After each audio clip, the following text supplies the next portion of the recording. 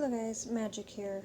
Today I'm going to talk about a hard topic, for me anyway, which is responses that we sometimes have to trauma, especially in childhood. Um, you see, mm, some people think I'm a little bit too open, but I'm also kind of reserved at times too, but I have suffered a lot of trauma in my life. And one thing that I know is that when children experience a lot of ongoing trauma or abuse, they do tend to develop strategies to help them survive that abuse. Because obviously, with whatever happens in life, we have to learn to survive, or we don't make it very far, right?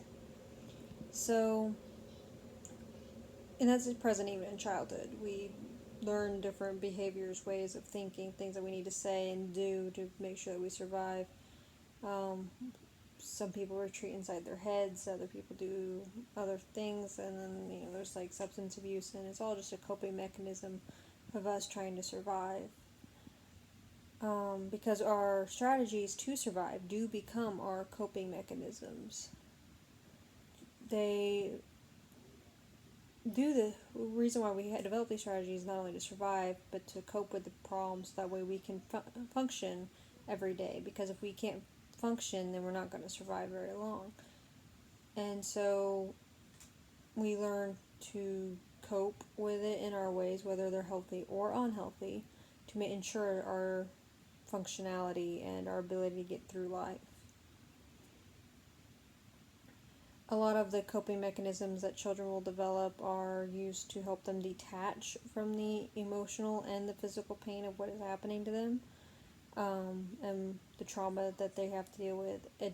Whether or not they develop PTSD or not, they're still trying to learn to detach themselves from it, so that way it doesn't hurt them as much, doesn't affect them as much. For me, largely, it was I created worlds inside my head, and I would write stories because it allowed me to get out all the emotions and the feelings and the anger and the trauma without having to deal with it.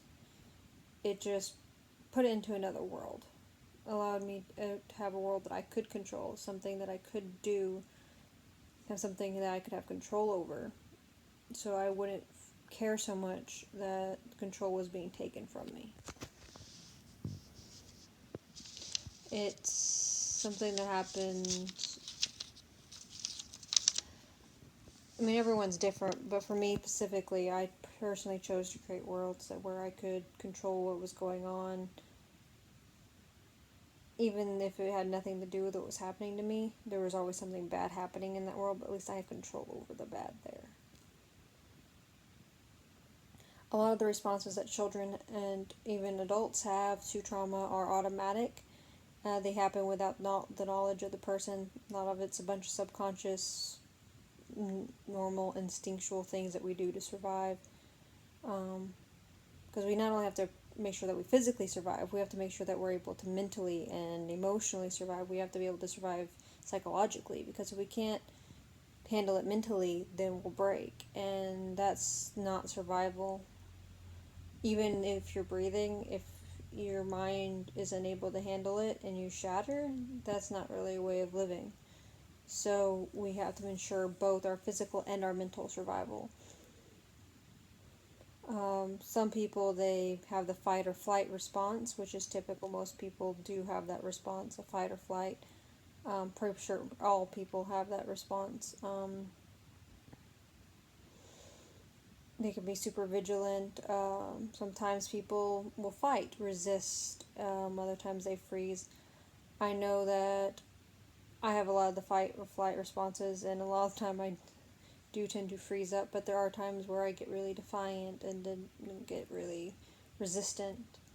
Um, they show a lot of aggression, which, as I always state, because of my trauma and my inability to be mad, I do have a lot of repressed anger, or like suppressed. It's like really down there. It's just been buried. It's there, I just refuse to acknowledge it. some people try to dissociate from it. I do that a lot by just talking about it. Like whenever it's going through my head and I need it to stop and I don't want to be affected by it, I'll try to dissociate myself from it by talking about it, or writing a story where it's like about somebody else. So that way I don't have to deal with it. Avoiding the problem. I tend to be guilty of avoiding the problem a lot. Because I don't like dealing with things. I like to ignore them, pretend like I'm okay all the time when I'm really falling apart, which is what a lot of people do. They do tend to pretend like they're okay, even when they're not. One of my things I'm famous for saying is that the great thing about being me is that I'm always okay, even when I'm not. Which, is true to a point, but not always.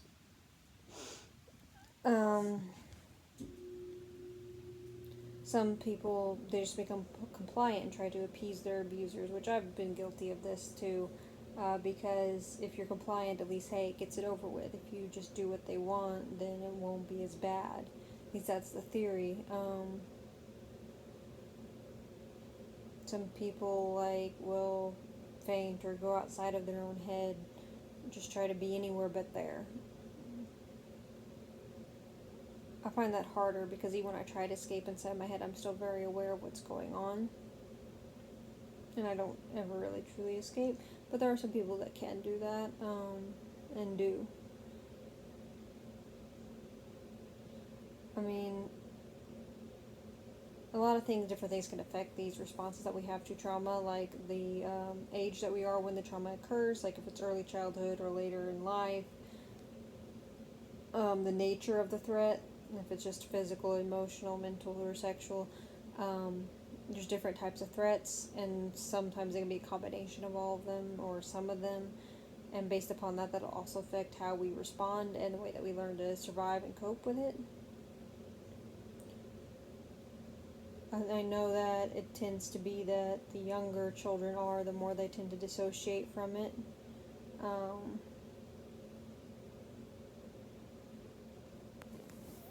But, I mean, I tend to, I don't know. I was pretty young when some of my trauma started, and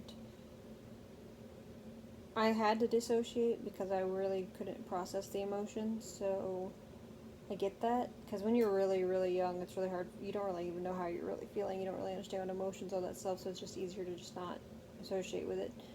But at the same point, everyone's different. I always say that you can take two people and you can put them through the same thing, and both of them are going to respond to it differently. Both of them are going to remember it differently. Both of them are going to recover at different speeds, at different rates, and they're going to recover in different ways. They're going to cope in different ways. They're going to handle it overall in different ways, and they're both going to have different effects. Like, even if they both develop PTSD, that it'll show in different ways in both of them, because everyone's brain handles things differently. Everyone's different. No two people are going to handle the same thing the same way. I do know that the chances of dissociation typically do happen to be more in where children seem to be abused by the ones that are supposed to be taking care of them. Because at that point, it's like, well, if my cries for help are going to be ignored or made worse because these are the people that are supposed to be protecting me that are hurting me, then there's no real sense of safety. There's no real sense of being able to deal with it, because, one of the ways that we deal with things is we talk to the people who are supposed to protect us. We talk to them about how we're feeling, but if they're the ones that are causing the damage, then there's no one to go to but ourselves. Dealing with it ourselves just makes us feel worse, and it just is like this snowball effect. I don't know. See, my goal in life right now is to try to help, since I've been a victim of trauma myself, and since early childhood, and I've been in a few abusive relationships. My goal in life right now is to help abused women and children recover from that trauma and become better. I want them to know that there is hope and that they can recover from what has happened to them, and that what has happened to them does not define them. The only thing that defines them is what they choose to do moving on forward from now. What they choose to do in the moment. The path that they choose to take, not what's happened to them. They can choose to let what's happened to them destroy them, or they can choose to take steps to better themselves and overcome it, and show those people that even though they hurt them, they don't have power over them anymore. That's what I hope to accomplish, and I just wanted to, felt like it was an important thing to discuss.